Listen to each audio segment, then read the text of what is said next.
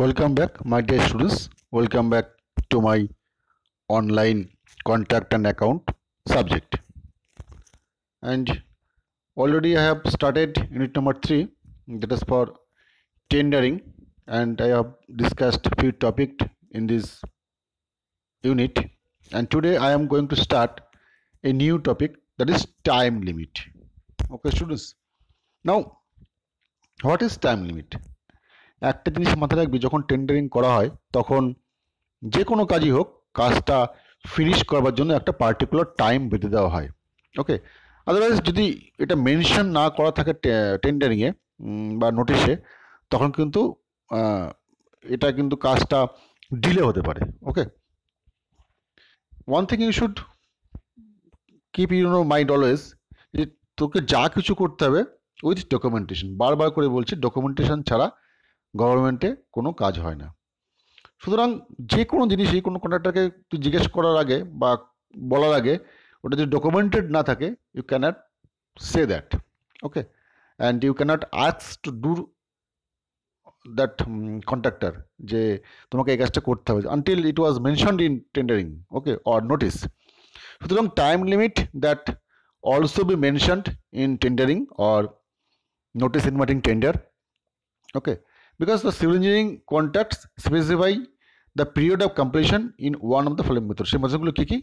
মানে given date or number of calendar months or number of working days। এরকম বলা থাকতে পারে যে পার্টিকুলারলি 45 দিনের মধ্যে কমপ্লিট করতে হবে, বা এত ক্যালেন্ডার মান্থসের মধ্যে কমপ্লিট করতে হবে, বা এত ওয়ার্কিং ডে এর মধ্যে কমপ্লিট করতে হবে। ওয়ার্কিং ডে মানে কি? এবার ছুটি ছাড়া থাকতে পারে ওর মধ্যে। এর মধ্যে কিন্তু আবার যদি এই কাজটা মনসুনের সময় হয় বা রেনি সিজনের সময় হয়, সেটাও মেনশন করতে হবে, ইনক্লুডিং রেনি সিজন নাকি excluding rainy season, that also be mentioned in your tender paper. Okay, and if the work allotted to the contractor is not commenced or the progress of the work not proportionate to the time past, then the contractor is liable to penalty. কত? 1%। আমরা আগেই পড়েছি। মানে হচ্ছে, যদি আমরা টেন্ডারে mention করে দিই যে 45 দিনের মধ্যে হোক বা 50 দিনের মধ্যে হোক বা 90 দিনের মধ্যে হোক এই কাজটা শেষ করতে হবে, তাহলে তার প্রপোর্শনালি তাকে কাজ করতে হবে। ধরো একটা বিল্ডিং তৈরি করছে, তাহলে বিল্ডিংটা আমাকে যদি 6 মাসের মধ্যে কমপ্লিট করতে হয়, বা যে বলা থাক তার মধ্যে যদি কমপ্লিট করতে হয়, সেক্ষেত্রে ও যদি 2 মাস কাজটা করে ফেলে বা 1 মাস কাজটা করে ফেলে, সেই 1 মাসে কতদূর প্রোগ্রেস হওয়া উচিত সেই অনুযায়ী যদি না হয়, তাহলে কিন্তু সে পেনাল্টি তাকে করা হবে। ওকে, অ্যান্ড এটা কে করে? সুপারিনটেন্ডিং ইঞ্জিনিয়ার জেনারেলি এটা ডিসাইড করে, বা যে টেন্ডারিংটা কল করছে সে কিন্তু ডিসাইড করবে যে পেনাল্টিটা কীভাবে তাকে করা হবে। Okay, and the superintending engineer decides the maximum being 10% of the tendered amount of the work. মানে এটা 1% থেকে শুরু করে ম্যাক্সিমাম 10% পর্যন্ত কিন্তু পেনাল্টিটা হতে পারে। সুতরাং তারা কিন্তু এর গুরুত্বটা বোঝে, এসেন্সটা বোঝে কন্ট্রাক্টররা, যে সত্যিকারের কাজে কতটা গুরুত্ব আছে সেই অনুযায়ী তারা কাজটা করবে। ওকে, ডিলেস in completion of the work may caused by the owner, the contractor or by acts of God, following the typical examples। তারা কিন্তু সবসময় অজুহাত দেখাবে, এই কারণে কাজ করতে পারিনি, সেই কারণে কাজ করতে পারিনি। সেগুলো কিন্তু ইউ শুড কিপ নোটিস যে তারা কী ধরনের কাজকর্ম করছে।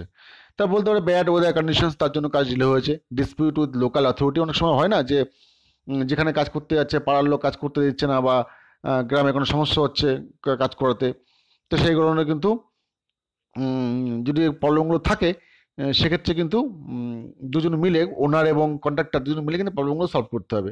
এবার যদি কোনো ন্যাচারাল ডিজাস্টার হয়, সেক্ষেত্রে কিন্তু কারোর কিছু করার নেই, সেক্ষেত্রে কিন্তু ডিলে হবে। সেটা দুটো পার্টি বোঝে, মানে ওনার এবং কন্ট্রাক্টর দুজনে কিন্তু বুঝতে পারবে যে সত্যিকারের ন্যাচারাল কোনো প্রবলেমের জন্য কাজটা হচ্ছে না। Okay, and next time extension. Time এক্সটেনশনটা কী জিনিস আমরা আগেই পড়েছি, যে কোনো কাজের জন্য যদি কাজটা সত্যিকারের কোনো বন্যা হয়ে গেল বা ন্যাচারাল কোনো ক্লাইমেটিস হলো, সেসব কারণের জন্য কাজটা করা হয়নি, বা এখন মনে করি এরকম প্যান্ডেমিক সিচুয়েশন চলছে, যদি এই কারণের জন্য ডিলে হয়ে যায়, লেবার পাওয়া যাচ্ছে না, এসব ক্ষেত্রে হতে পারে ডিলে।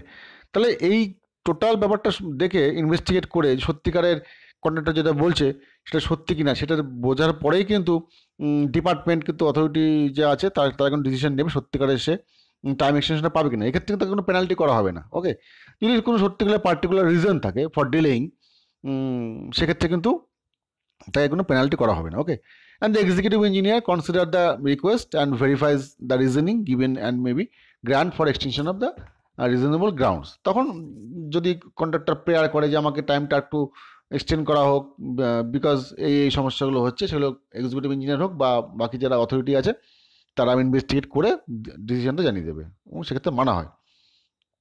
নেক্সট পেনাল্টিটা কী করা হয়? Usually time allot for starting the work shall be started from the 15th day of the work order. মানে ওয়ার্ক অর্ডার পাওয়ার পরে 15 দিনের মধ্যে কাজটা শুরু করতে হবে।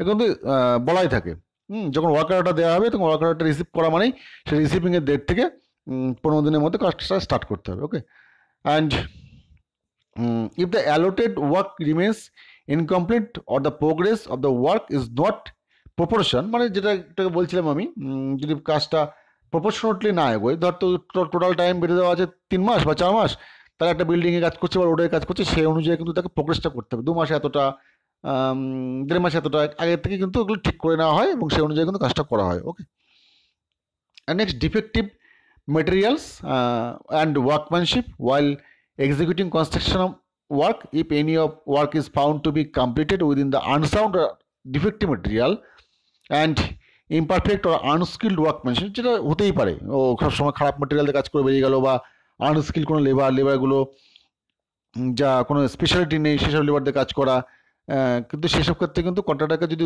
বলা হয় যে তুমি এইসব কাজগুলো করছো কেন, এইসব লেবার দিয়ে করা যাবে না বা এইসব মেটেরিয়াল দিয়ে করা যাবে না, মেটেরিয়াল ঠিক সময় টেস্টিং করতে হবে, মেটেরিয়াল চেকিং করতে হবে এবং ঠিক সময় ঠিক মতন কিন্তু ওয়ার্কম্যানশিপ লাগাতে হবে। Okay, and if the contractor is fails to do so within a specified period as decided by the engineer in charge, he has to pay compensation. কম্পেনসেশনটা কত? Normally 1 to 10%। ওকে, এস্টিমেটেড ভ্যালুর সেই হিসেবে কিন্তু তোকে charge করা হবে। Okay, and if the contractor fails to rectify তার ডিফেক্টগুলো, যদি যেগুলো বলা হচ্ছে রিপিটেডলি যে তুমি এগুলো ঠিক করো তারপরে ঠিক না করে, it may be done inviting another contractor by the engineering charge at the cost of risk of previous contractor। তাহলে সেক্ষেত্রে কিন্তু আগে কন্ট্রাক্টরকে কাজ থেকে টার্মিনেট করা হতে পারে। ওকে, নাও টার্মিনেশন অফ কন্ট্রাক্ট, যে কোনো কন্ট্রাক্টরকে কী করে, কখন কাজ চলাকালীন বা কাজ করার শেষে কী করে টার্মিনেট করা যায়। ওকে, সেই প্রভিশনও আছে টেন্ডারিংয়ে। ওকে, কন্ডিশন হলো কী কী? When the contractor fails to complete the work within the stipulated times or date, যখন কাজ শেষ করতে পারছে না, ডিলেইং করছে, সেসব ক্ষেত্রে। And if the contractor sublets his contract within the written permission without the written permission of the department, মানে ধর এক্স কন্ট্রাক্টর কাজ পেয়েছে, সে কাজ করতে করতে বললো কি যে আমি আর কাজ করবো না, আমি ওয়াই কন্ট্রাক্টরকে ডেকে নিয়ে টাকা দিয়ে করাবো। যদি এরকম হয় তাহলে ডিপার্টমেন্টের কাছে কিন্তু ওয়াই কন্ট্রাক্টর জবাব দিতে বাধ্য না, কারণ ওয়াই কন্ট্রাক্টর ডিরেক্টলি ডিপার্টমেন্ট থেকে কাজ নেয়নি। তাহলে ডিপার্টমেন্ট থেকে কাজ নিচ্ছিল এক্স কন্ট্রাক্টর, তাহলে ওয়াই কন্ট্রাক্টরকে এক্স কন্ট্রাক্টর ডেকে নিয়ে এসছে। ওকে, সেক্ষেত্রে কিন্তু ডিপার্টমেন্ট চাইলে এক্স কন্ট্রাক্টরের কন্ট্রাক্টর একদম টার্মিনেট করে দিতে পারে। Okay, and due to change in policy, non availability of site and or any other administrative reasons, এগুলোর কারণে কিন্তু কন্ট্রাক্টর টার্মিনেট করা যেতে পারে। Okay, and mutual agreement of parties to terminate it, দুজনের পক্ষ থেকে সম্মতি নিয়ে টার্মিনেট করা হবে। Okay, and for terminating A contract charges should be framed against contractor and registered notice, মানে নোটিশ তাকে পাঠাতে হবে, is served to the contractor who has to reply within 1 week, এবং তাকে 1 সপ্তাহের মধ্যে রিপ্লাই করতে হবে। ওকে, if the contractor fails to reply with the valid reasons, the contract can be terminated। যদি কোনো ঠিকমতো কারণ দেখাতে না পারে তারপরে কন্ট্রাক্টটা ক্যান্সেল হয়ে যাবে, টার্মিনেট হয়ে যাবে। ওকে, নাও সাসপেনশন অফ ওয়ার্ক, সেটা কি জিনিস? If the contractor is not fulfilling the requirements according to drawings and specifications during execution of work, the work can be suspended. মানে কন্ট্রাক্টর যদি ঠিকঠাক কাজ না করে তাকে আইদার আমি টার্মিনেট করে দিতে পারি অর সাসপেন্ড করে দিতে পারি। ওকে, তাকে কিন্তু রিটার্ন দিতে হবে, এমন না মুখে বললাম তুমি কালকে থেকে কাজ করবে না, এমন না, তাকে চিঠি ইস্যু করতে হবে। ওকে, নাও সাবলেটিং আ কন্ট্রাক্ট, যেটা একটু বলছিলাম, সাবলেটিং মানে একটা কন্ট্রাক্টর নিয়ে সেটাকে আবার ফার্দার অন্য কাউকে দিতে পারে কি পারে না, let us study. Now subletting means letting out a portion of the main work by the main contractor. মানে একটা বিল্ডিংয়ে কাজ নিয়েছিল মনে কর কেউ, তার সঙ্গে অ্যাসোসিয়েট কিছু কাজ রয়েছে, তাহলে সেই যে কন্ট্রাক্টর কাজটা পেয়েছিল সে করলো কি নিজে না করে কাউকে একটা দিয়ে দিল সেই পোর্শনটা, সে ড্রেন হতে পারে বা বাউন্ডারি ওয়াল হতে পারে, whatever it may be. Okay, এবার এইটাও কিন্তু যে আমাদের কন্ট্রাক্টে যে ভ্যালিড নয় তা নয়, এটা কিন্তু permissible unless the owner or department gives written approval. মানে তুমি ডিপার্টমেন্টের কনসেন্ট নিয়ে কাউকে সাবলেট দিতেই পারো, ওকে, যে কোনো কোম্পানি পারে, সেটা কিন্তু উইদাউট প্রায়র ইন্টিমেশন তুমি কিন্তু কাউকে দিতে পারো না, okay. And now subletting is not advisable because it creates a lot of problems. কেন? সে প্রবলেমগুলো কী কী? Regarding the fixing of responsibility and setting the accounts. মানে যে সাবলেট নিয়েছে সে কিন্তু ডিরেক্টলি ডিপার্টমেন্টের কাছে বা গভর্নমেন্টের কাছে কিন্তু উত্তর দিতে বাধ্য না, কারণ সে সাবলেট নিয়েছে মেন একটা কন্ট্রাক্টরের কাছ থেকে। তার ডিপার্টমেন্ট গিয়ে তাকে কিছু বলে সে কারণে শুনবে না, বলে আপনার কাছ থেকে আমি কাজ নিয়ে আমার পয়সা দেবে ওই কন্ট্রাক্টর, আপনি তো পয়সা দেবেন না, okay. And in case of delay of work, compensation to be paid to the workers if any, the main contractor is held responsible। মানে যত দায়িত্ব কিন্তু মেন কন্ট্রাক্টরের, যে টেন্ডারিং এ কাজটা লোয়েস্ট হয়ে পেয়েছিল, okay. If the penalty is imposed, the department will recover from the main contractor, who is turn will cover this from subcontractor as per subcontract agreement, okay। main responsibility নেবে কিন্তু main contractor।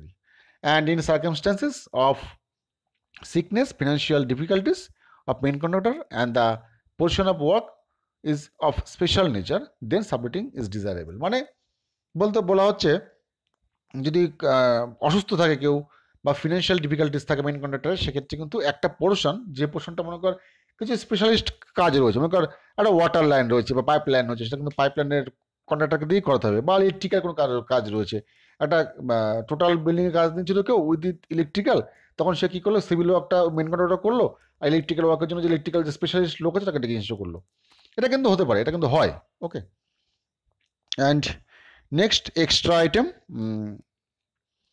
due to unforeseen difficulties and sometimes due to negligence while preparing plans and designs, it becomes necessary to make additions and alterations during the execution of work। এটা কিন্তু সত্যি খুব দরকার হয়, কারণ সবসময় সব কিছু ড্রয়িংয়ে বা ডিজাইনে বা এস্টিমেটে ইনক্লুড করা থাকে না, কখনো কোনো কোনো ক্ষেত্রে আমাদের সেটা এক্সট্রা আইটেম করাতে হয়। and there are two types of extras, কি কি? one which forms a part of the contract and other supplementary to the contract। We already have learned in our semester 4 what is supplementary estimate, we already know that। and it is necessary to mention in the clause that the contractor is bound to execute the work as per the revised drawings। এটা কিন্তু কন্ট্রাক্টে বড় থাকতে হবে, যে তুমি যদি কাজ চলাকালীন কোনো রিভাইজ কোনো এস্টিমেট আসে বা ড্রয়িং আসে, সেক্ষেত্রে কিন্তু কন্ট্রাক্টর কাজ করতে বাধ্য থাকবে, ওকে। অ্যান্ড তাকে সেই অনুযায়ী কিন্তু টাইমটাকে এক্সটেন্ড করে দেওয়া হবে। এমন না যে তাকে আমি কাজটা দিয়ে বললাম না তুমি কালকের মধ্যে শেষ করে দাও, তা নয় ব্যাপারটা। যেমন কাজটা পাবে সেই অনুযায়ী তাকে এক্সট্রা করে টাইম তাকে দিতে হবে। And the extra cost of this extras shall be paid. অবশ্যই তাকে এক্সট্রা পয়সা দিতে হবে to the contractor at the rates specified in the contract. কন্ট্রাক্টে যেভাবে রেট বলা থাকবে সেই অনুযায়ী তাকে এক্সট্রা পয়সা তাকে পে করতে হবে। But when the rates are not specified in the contract, then the extras shall be paid mutually agreed। যদি কোনো তুমি কন্ট্রাক্টে বা কন্ট্রাক্ট পেপারে বা টেন্ডারিংয়ে কোনো স্পেসিফাই করা না থাকে রেট সম্বন্ধে, তখন কিন্তু দুজনে বসে মিউচুয়ালি কিন্তু রেটটা ঠিক করতে হবে, okay. And this rate should be fixed well in advance before carrying out the work. এটা কিন্তু আগের থেকে ঠিক করে নিতে হবে। কাজ করার পরে কিন্তু তখন কোনো রকমের সমস্যা হলে তখন কিন্তু প্রবলেম হয়ে যাবে, ওকে। নাও প্রাইস এসকালেশন। প্রাইস এসকালেশন মানে হচ্ছে কাজ চলাকালীন যদি কোনো জিনিসের দাম বেড়ে যায় সেক্ষেত্রে কী হবে। এমন তো হতেই পারে একটা বড় প্রজেক্ট মনে কর 2010 সালে শুরু হয়েছিল, সেটা 2020 সালে পর্যন্ত চলছে, এরকম বহু কাজ দেখা যায়, আমরা দেখতে পারি। তাহলে 2010 সালে এক ব্যাগ সিমেন্টের দাম কত আর 2020 সালে এক ব্যাগ সিমেন্টের দাম কত, কিন্তু শুধু কাজ পেয়েছে 2010 সালের কন্ট্রাক্ট অনুযায়ী, সেই অনুযায়ী কাজ করছে, তখন সেই অনুযায়ী এস্টিমেটটা করা ছিল। কিন্তু 2020 সালে এসে দেখছে তার লেবার রেট বেড়ে গেছে, তার মেটেরিয়ালের দাম বেড়ে গেছে, তখন কী হবে? Now price escalations clause should be made applicable in respect of those contracts where the estimated cost of the work put to tender is more than 5 lakhs and the operative period of the contract is more than 12 months। কিন্তু normally আমাদের PWD schedule rates যেটা আছে সেটা কিন্তু every 10 years পর পর change হয়, ওকে। এই 10 ইয়ার্সের মধ্যে কিন্তু আর কোনো রকম প্রাইস এসকালেশন করা হয় না, যা রেটে থাকবে সেটা 2011 সালেও যা থাকবে 2019 সালেও তাই থাকবে, সেই রেট অনুযায়ী সে করবে। ওই জন্য দেখবি যে কোনো প্রাইস শিডিউলটা যদি একটু পুরনো হয়ে যায়, মানে ধর আমি যদি আজকের ডেটে 2010 সালের শিডিউল থেকে এস্টিমেট করি, সেটা যদি কন্ট্রাক্টর জানতে পারে, সে কাজটা করতে কেউ আসবে না। এটা আমি এক্সাম্পল দিয়ে বলছি। আজকে থেকে বছর চলেক আগে যখন টেন্ডারিং করা হতো, তখন ব্রিকের কাজ কেউ করতো না, কারণ ব্রিকের তখন কন্ট্রাক্টরদের যে রেট দেওয়া হতো সেটা ছিল পুরনো রেট, মানে 2010-এর শিডিউলের রেট। আর 2014-15-তে এসে তার রেটটা প্রায় দ্বিগুণ তিনগুণ হয়ে গেছে ব্রিকের। সেক্ষেত্রে কিন্তু ব্রিক ওয়ার্কের দাম অনেক বেড়ে গেছে। সেই কারণে এই ধরনের কাজ বেরোলে কন্ট্রাক্টর যদি বুঝতে পারতো যে ব্রিকের কাজ বেশি আছে, সেক্ষেত্রে কেউ ইন্টারেস্টেড ফিল করতো না। ওকে, এই প্রবলেমগুলো কিন্তু হয় না। Percentage of work values and labour component and material component for the work should be indicated in the price variation clause by the engineer in charge. রাখতে হবে price variation clause-টা, and got approved from the competent authority approving the draft tender papers, since these components depend on nature of works and vary from work to work. Okay, and for working out percentage of contractors, materials and labors components in the work, total of these two components should be taken as 100, মানে দুটো মিলে 100%, labour plus এটা মিলে material মিলে। ওকে, নাও defect liability period, মানে কাজ করার পরে তার কতদিন সে কন্ট্রাক্টর দায় থাকে।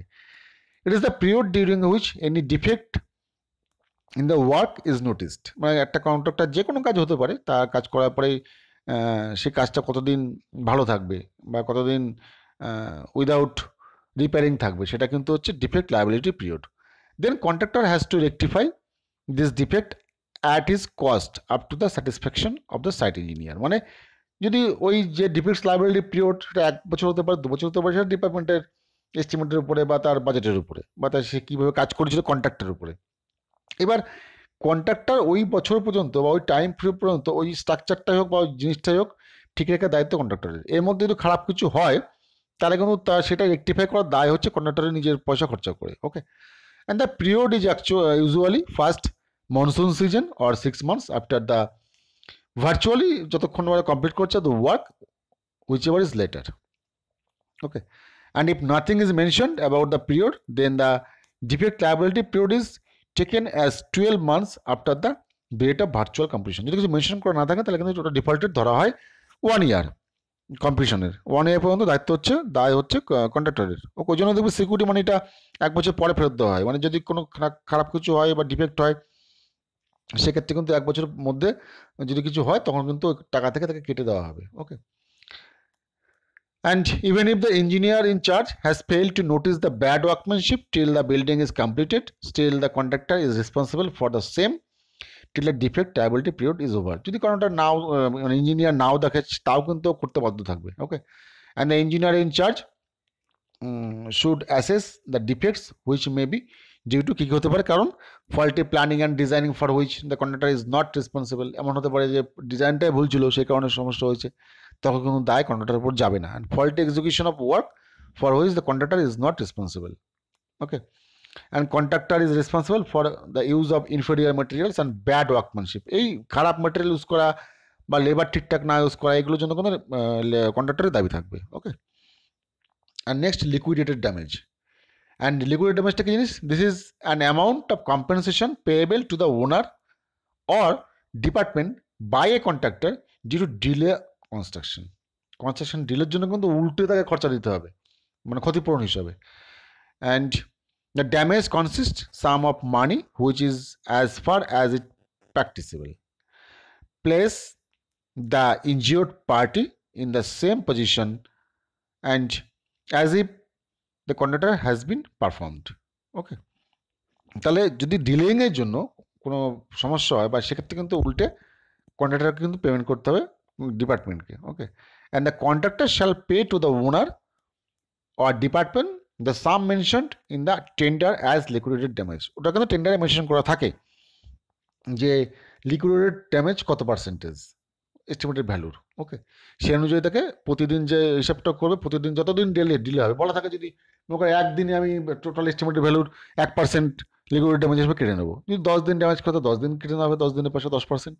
ওকে, অ্যান্ড নেক্সট আনলিকুইডেটেড ড্যামেজ, সেটা কি? This is an ordinary damage having relation with the actual damage done. মানে সত্যিকার কোনো ড্যামেজ যদি সেখানে হয়, it will increase with the increase in damage and vice versa. উল্টো দিকে বিপরীত দিকে হতে পারে।